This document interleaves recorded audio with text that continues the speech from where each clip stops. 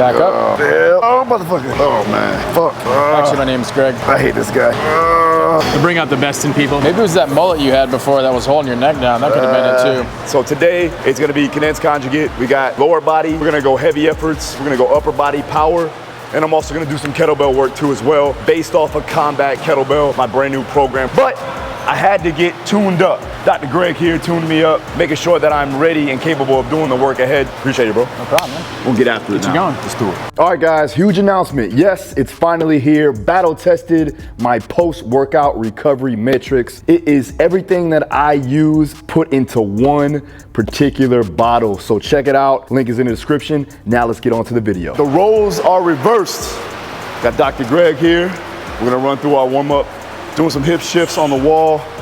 Right, gonna go ahead and do some propulsion squats here too as well with the adductor bias. So we're pulling or driving in the legs here, squeezing that block, getting the knees over the toes in that good range of motion, working on getting the joints nice and warmed up and activate the muscles according to what we're gonna be doing here. Immediately after that, we go into our hip airplanes, internal, external rotation, opening up, closing it down. So we got closed chain and open chain movements for internal, external rotation of the hip. So you're gonna go here, elbow on the wall, sit into the hip. So we're gonna load the hip here. Leg comes back, arm is stretched. I'm gonna open up. And as you open, don't let the knee cave in, right? We're pushing, yep. Still creating that external torque. Back in, external torque. We open up, squeeze the glute. Glute meads turned on, then pull it back in, right? Load into the backside hip. Open up, load out, bring it back in. When you do the hip airplane, it's important for you to keep that external torque. So when you go to drive that hip out, you don't want to see the knee valgus or collapse in. So we're gonna keep a good pressure on the big toe, making sure that we're creating that rooting into the ground, right? And creating an external rotation on this leg and drive it into the hip. So as you come in, you're loading the hip and you're maintaining that position, and don't let this cave in too much. You wanna make sure we're maintaining a good arch on the foot. Adductor, so hands flat, yep, tuck. Tilt. And from here, we're gonna shift. And as you shift, not so much here, it's more about here, right? So I want that hip to come back, yep, and then squeeze this. Do that and shift it. So essentially what you're doing is... It's like a side joint flossing almost too? Yeah, exactly. Look. Try not to like lift the hip, you see what I'm saying? Just stay tucked. You want me to stay tucked though? Stay tucked, yeah. Yeah, you just gotta get more and keep your feet down. It's just rotation here. Yeah, that's it. What we're trying to do is increase that internal rotation too as well. Yep. Especially like a lot of times with gait and like throwing punches and shit, like this helps turn it over. All right, we're gonna go med ball overhead toss. Again, grappling movement. We want triple extension. It's good for takedowns, right? If you got double unders, you're trying to look for a suplex or something along the lines of that. It's a good ballistic movement to help with explosive power, especially in the posterior chain, right? You're working from the anterior delts, but you're exploding back, so you're getting that extension of the body, so you're gonna have to recruit all the muscles in the posterior. There you go. Viking volleyball, very nice. Felt it in my calves, man, my little calves. Good. All right, we got sumo deadlift. Let's start putting the weight on the bar. With the sumo, you want to get as wide as possible, but comfortable. Because you don't want to start caving in, right? So we want to get that external rotation. You want to drive laterally. I always say, like, act like there's a big piece of paper here and you're just trying to split it in half. Now I'm locking in. I'm going to try to stay as erect as possible, but I want to stay as close to the bar as possible. Yeah. So like I'm actually going to tilt my hips in as opposed to sticking my ass out, where a lot of people go over arch and then they kill their back. So think lateral force, lats stay tight. And as you come up, as soon as it passes the knees, simultaneously you need to straighten the legs and the hips. I like to look straight and then I reach for the bar. That way I stay tight, boom. And when you're tight enough, you don't even have to really pull it off the ground before it starts to hover. So if you're tight, posture just kind of picks it up. Boom, see? And then it's boom.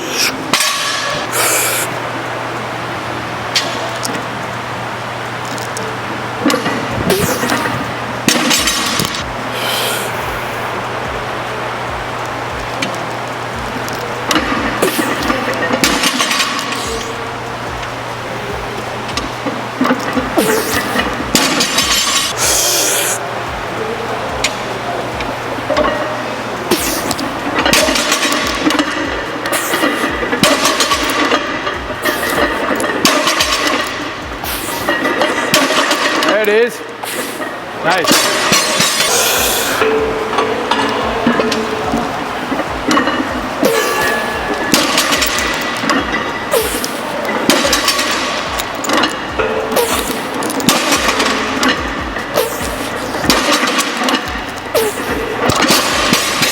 Oh wait.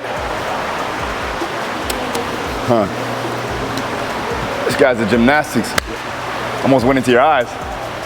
If you have the mobility of your hips, you can get as close to the bar as possible. If you can't, then back up a little bit so you can clear. You look pretty good there. This feels cozy. Yep. Now, lock the lat in, keep the chest tall, right? But don't overarch. I want you to draw down the rib cage. Yeah, there you go. Get up a little bit higher though. Yeah, you don't want to squat it. Get your hips up a little higher. Use those use those long arms. Is this far enough apart? You want to go shoulder width, right underneath, right inside your knees. I got it. Yep. Now lift your hips higher. Higher. There, now tuck them. Good, now spread. Now you see how that bar came around your knees? You need to slide it up the inside of your thighs. The way you know you're doing it right is if you have bar marks inside of your knees. Come on. Nope. You're doing this. I can see it from the side now, which I should have watched before, but you're literally here. You see what I'm saying? Yeah. So now you got to go around your knees. One is you have no hamstrings. So like you sit back and you fall because you can't hold yourself, right? And then from there, you have no range of motion in your hips. So you can't tuck in this end range position and still keep the lats on. Yeah. Because then you have to go like this and then you lose everything here. I'm probably a little too tight. My adductors too a little bit. Yeah, well, adductors, I think, obviously hip flexors, right? So that's perfect right there. This is my first powerlifting. That's perfect right there. Technique. Yeah, I like that better. Yep. Now, head up. Right there. Now, spread the floor and go. Spread the floor, pull back. Yes, much better. That's a better position. Keep in that position. Spread and drive. Come on. Yep, lock your lats down. You hold your breath when you lift, or you breathe out for these ones? I brace because I'm getting ready for heavier weight. Now, if you're doing reps, it depends on how much intra-abdominal pressure you're gonna have based upon how many reps you're doing. Sure. And the percentage of load, right? Yeah, if we're going for a couple reps, we're going for 4 sets, right? Exactly. Try to hold your breath over 5 reps, you're gonna fucking die. Spread and go. Lats, lats, lats, lats, good. Hit it. Okay, don't yank it. Don't yank it, right? With the sumo, it's a slow pull off the ground and then fast from the knees. Okay. Okay, so like, instead of yanking it and getting out of position, which you did. So start slow in a way, like beginning, and then lock in. The thing. Don't be slow, because then you're gonna think slow. Yeah.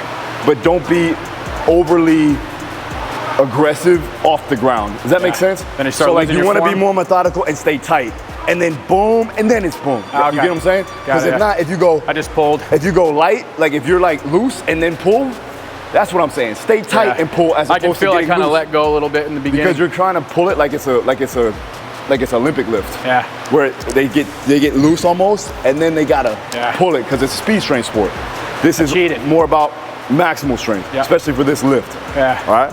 The kettlebell swing with accommodated resistance is something that has been used by strength coaches that actually know what they're doing. Shout out to Joe DeFranco. He's the one that showed me this one a while back. I think maybe 10, 12 years ago. Yep. Right. But we're gonna go ahead and take a band and you're just gonna wrap it, lock it in, right? And then you would just step on it, right? So it's here. And however much tension you want is however wide your stance is. I don't like to get super wide because it's still a kettlebell swing. So we want to keep it, somewhat the same. And just make sure that you're even, because that can be an issue too. And then when you're doing it, you're getting accommodated resistance at the top, but you're getting an over speed eccentric. At the bottom, as it comes down, it's gonna slingshot you down. Get some extra momentum. So you'll get that stretch reflex heightened, right? You'll work that SSC, and then you'll be able to drive through the entire thing. Another good thing is that like, you don't have to stop the momentum. The band stops the momentum. Yep. See what I'm saying? There's no tells you slowing down. where to go. Yeah.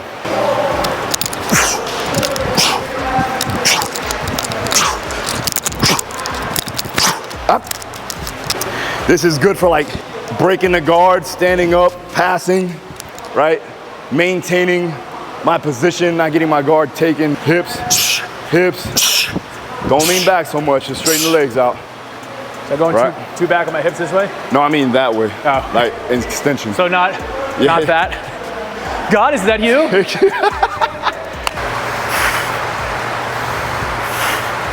There it is.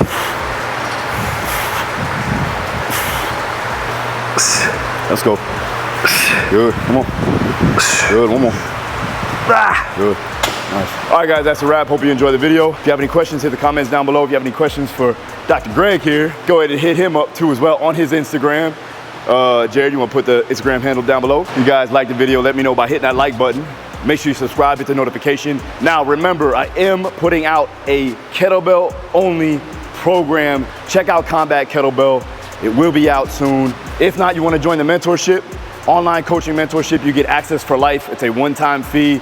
Link is down below. You'll get to know all of my methods, all the systems, all the protocols that I use for myself and for my athletes. Check it out right now if you're a coach or an athlete that just wants to learn a little bit more on how to actually train. Link is down below. See you again next time. Peace. All right, guys, thanks for watching the video. Battle Tested, my post-workout recovery training supplement is now available. Link is in the description. Again, this is all the formulations that I put together in one bottle to make you recover so that you can train harder and progress going further. All right, check it out. Link is down below.